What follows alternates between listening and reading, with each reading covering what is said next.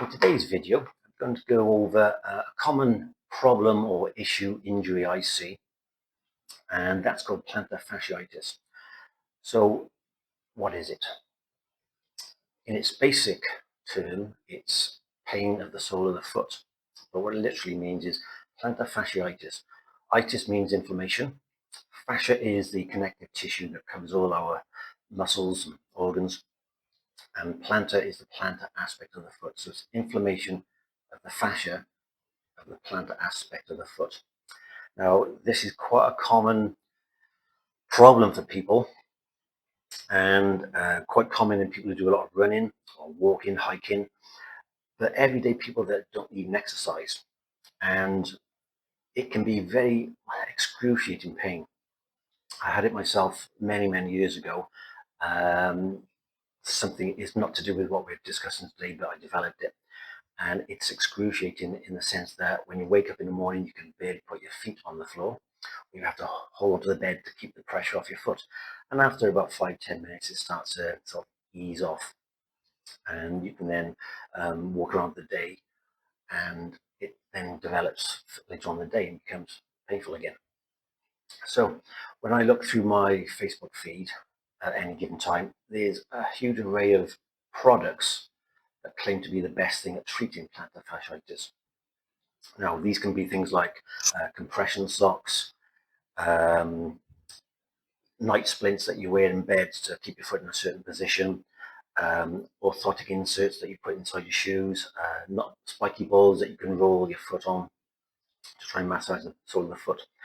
Now, the problem with all these products, and the reason they rarely work, is that they focus on the symptom, not the cause.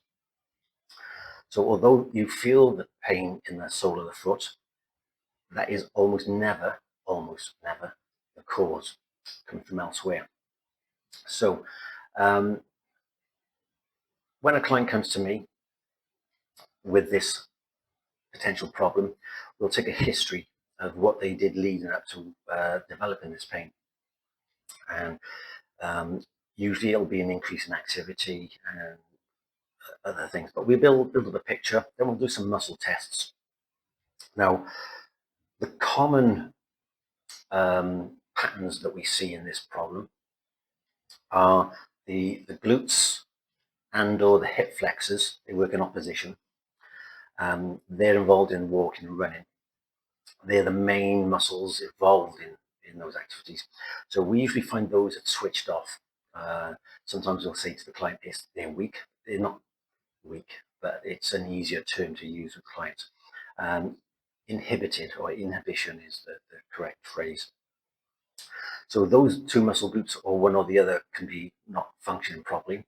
And then we'll find that the calf muscle is then having to do more work because of those, and it overcompensates and becomes tight and painful. And often we'll feel or palpate the calf muscles, and they'll be tense and painful, even though the client probably didn't feel pain and tension before they came in here, because they're focusing on the pain of the foot. So in this scenario, I would work on releasing the tight calf muscle, and we do massage and stretching, and that would be followed by activating the muscles that we found not to be functioning correctly, so the hip flexors or glutes or both. Now, this would generally take 2 to 3 sessions, usually over like a 2-week period, a short space of time. And you need to get you back running or walking or whatever the activity was you were doing fairly quickly. Occasionally, I've been able to get this sorted in 1 session, but generally I tell clients to expect it to take 2 or 3 sessions. Now, I mentioned one of the projects is orthotic insole or orthosis. So this isn't an orthotic, but it just gives you an idea. It's like an insole that goes into your foot, and usually it's built up here, and that takes the pressure off the foot. Now, orthotics are my pet hate, so I'll do another video on that very shortly. And all that does is moves the pressure. It alters the position of your foot, so it takes the pressure away from where you currently had it and moves it somewhere else. So it might give you some temporary relief, possibly only when you're wearing the orthotics in certain shoes. and the problem comes back when you take them out, or it just moves the pressure elsewhere and you'll develop other issues. Another cause, stroke, something that adds to the problem is wearing footwear like this, flip-flops. I've done a few videos where I've mentioned things like this. It's not just flip-flops, it's anything without a heel or a heel strap of some sort. So what happens then is when you're walking, you tend to crunch up your toes, something slipping off. And that overworks the muscles of the lower leg, calf, and toe flexors. The other thing that happens when we wear things like this is that in order to prevent the footwear coming off, you take shorter strides. And what that entails then is that you don't push off the ball of the foot. And we need that to activate the glutes, to get them firing up. So if any of that resonates with you, if you have foot pain yourself and it's been going on for some time, have to think about what we've discussed there. And if you have got any questions or comments, put them in the comments below.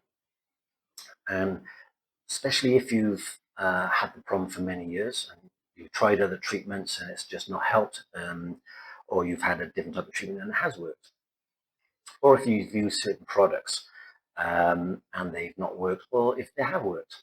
And I've got to say, when I started out in this field 30 odd years ago, the training we were given to treat this problem was roll your foot on a golf ball, get a frozen bottle of water and massage the sole of your foot to give it some relief from the inflammation.